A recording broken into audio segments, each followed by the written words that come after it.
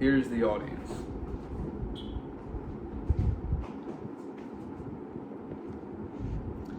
Hello, my name is Phil Dawson. Today I will be discussing the differences in communication between Japanese culture and American culture. Have you ever imagined how different you are from other people? There are so many different cultures throughout the world, and they all have different traditions, beliefs, and ways that they communicate.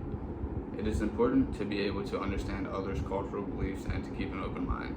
After learning more about the Japanese culture, it gave me an excellent understanding of how it differs from American culture. Upon starting my college education at Minot State University, I was able to interact with a foreign student that was from Japan. He was actually my roommate, so I got to spend a lot of time with him. It was then that I realized and started to have awareness of how different our cultures were. Now that I have been exposed to his cultural ways and beliefs, I would like to make others aware of them as well. The Japanese culture differs from American culture in many ways. Japanese culture tends to demonstrate high power distance, high context communication, and silence, whereas American culture demonstrates low power distance, low context communication, and talk. The aspects of Japanese culture are structured way different than American cultures when it comes to communication. The values they practice have a major effect on this. For this to make sense, one must ask, what are the values and traits of Japanese culture in comparison to American culture? I will be discussing the values and traits of Japanese culture in comparison to American culture to give you a better understanding of how they might differ from one another. Now that I have given an overview of my topic, I will move forward with describing the differences between the two cultures.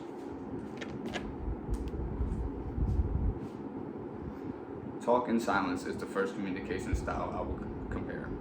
Japanese culture practices silence versus talk. The Japanese greet each other by bowing. There are no words exchanged while they do this. Also, a Japanese person of higher rank may only give a quick head nod as they're greeting instead of bowing. This is according to the Book of Understanding of Human Communication. If greeting a foreign person, it will consist of a limp handshake. They do not expect the foreign people to know their traditional greeting that is used in place of a bow. Another thing you may notice that they will avoid direct eye contact with others and instead focus on the entire face. This all demonstrates respect which the Japanese are big on. In comparison, Americans commonly greet each other with "How are you doing?" They tend to be more talkative. They will also greet with a firm handshake along with a verbal greeting. Talking is preferred in American culture, and silence could actually be viewed as a lack of engagement.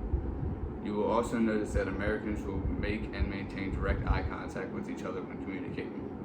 Now that I have discussed talk and silence difference between the two cultures, I will move on to another form of communication that demonstrates the two cultures.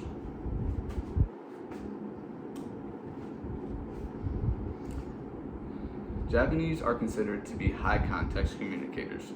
According to Global Road Warriors, relational harmony is valued and mentioned by indirect expression. When Japanese perform business transactions, they are very analytical and detail-oriented throughout the decision-making process. They will work as a group when they are making decisions. Also, they value respect and input from their peers and co-workers when making important decisions.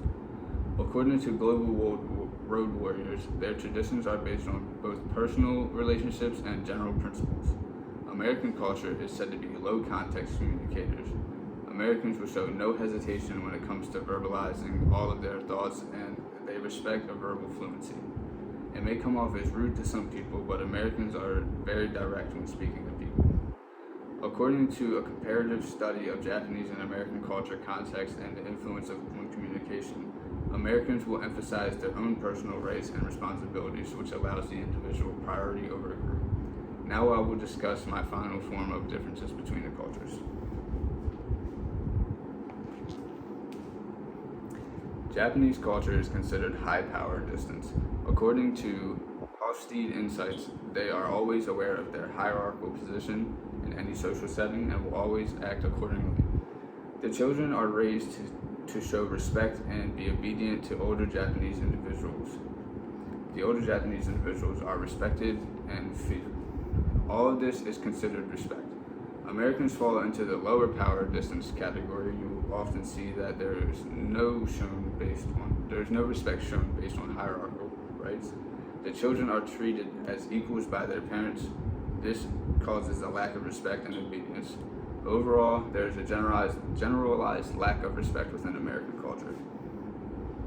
I have discussed the differences between Japanese and American cultures, which should now be more clear in how different they are. Talk and silence are important concepts for both cultures, and their practices are very different from one another. In one culture, silence is respectful and honorable, and in the other, it is considered rude. Low context and high context communication is another differentiating factor with the cultures that I discussed. Lastly, high power distance and low power distance also shows the differences between their values in each culture. I've discussed some differences in communication between Japanese and American culture, but there are still so many more.